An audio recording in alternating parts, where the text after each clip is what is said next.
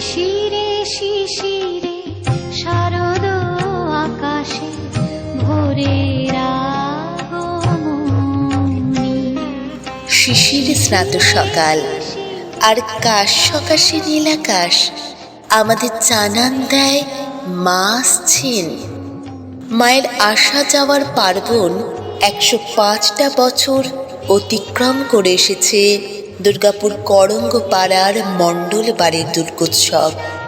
স্বর্গীয় সুধাকর মণ্ডলের মঙ্গল করে যে পুজোর পত্তন হয়েছিল, আজও তা পূজিত হয়ে চলেছে তারই জ্যেষ্ঠ পুত্র বিশ্বামিত্র মণ্ডলের পৌরোহিত্যে।